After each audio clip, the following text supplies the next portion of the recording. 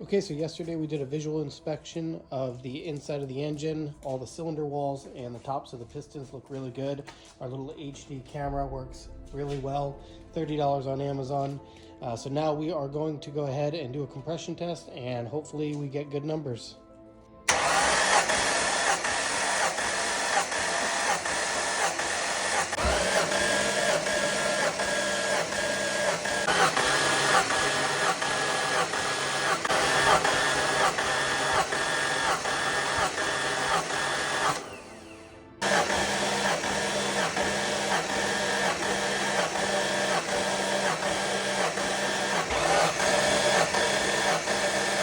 Okay, so we just finished up our compression test, 150, 152 PSI. I'm happy with these numbers. These are good numbers, and I can finally scratch this off the list.